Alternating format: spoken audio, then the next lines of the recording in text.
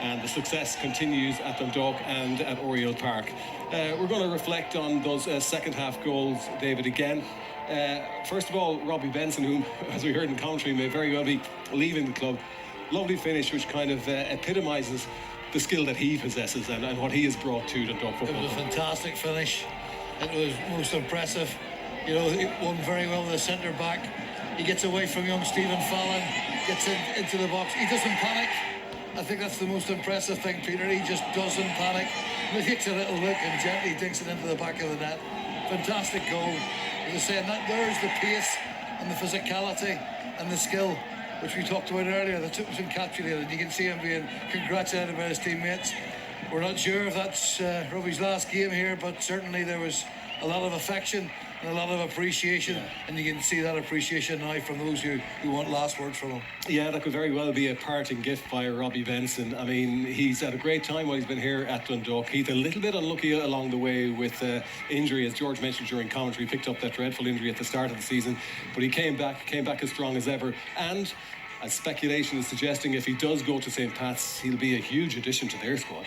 Yeah, well, we don't know what the plans are for Robbie Benson, so obviously it's been rumoured. But we'll speculate like everybody else. Speculate like everybody else. Stevie O'Donnell going in at St. Pat's, you would imagine that he'd have an inside track with a lot of the Dundalk players that are out of contract, etc. So it'd be no surprise to see Robbie link up with Stevie there, but it remains to be seen. Yeah. Another player who's very much staying put here at Dundalk is Georgie Kelly, and we're probably going to see great competition here, David, between himself and Pat Hooban for that main striker's role, but he scored a nice goal in the second half. He did tremendously well in the first half. I was really impressed with him. Again, it's his movement and his quick feet. And it's his anticipation. You know, always looking to get in front of defenders. That's what good forward players do. They get in front of defenders. They steal that yard. He just watch. He just comes off the shoulder. Look, okay, it was unfortunate. The Linfield player slipped and went down. But that's predatory instinct.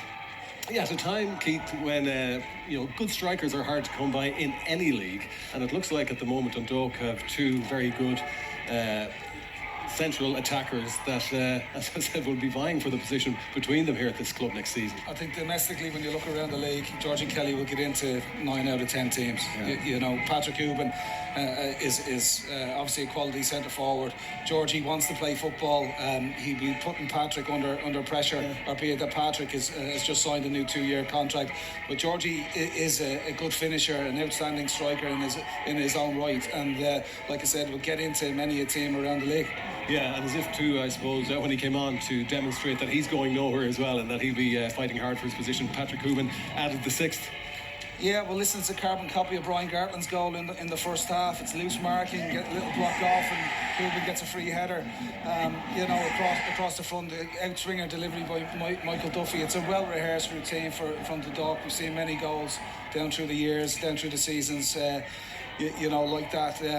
I saw the first leg, Hooban had a chance similar to that, or didn't quite get onto his head, but Linfield really should have learned their lesson in the first half. Loose marking like that, you just can't accept it. Okay, so Patrick Hooban getting the 6th, but as I said, the 4th goal of the evening was scored by Robbie Benson, and Robbie's about to talk with Adrian Eames now. Yeah, Robbie is shivering here, but basking in the glow of more silverware. How enjoyable was that tonight? Yeah, it was a real party on the pitch for us tonight. The game was over, in the first half an hour, so it was nice for us to be able to enjoy it and finish the season on high after the disappointment last week. All players like to get on the score sheet, and you took your goal really neatly. Yeah, it was a good finish. It was nice to get on the score sheet here tonight, and I just think overall, we definitely deserved it over the 2 legs, and finished it emphatically tonight. You got a huge ovation as you left the field of play. Was that a final farewell from you?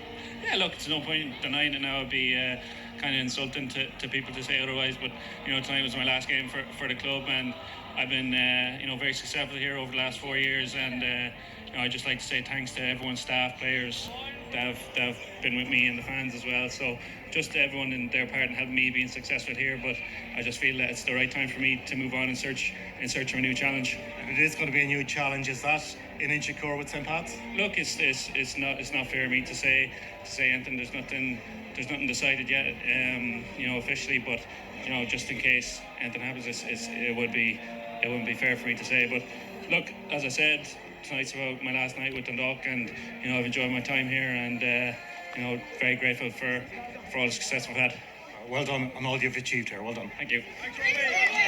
Yeah, well done to Robbie Benson. So there it is, confirmed that was his last game for the time being, at least for Dundalk Football Club. Hasn't confirmed where he's going. Speculation has said is right that it is Pat's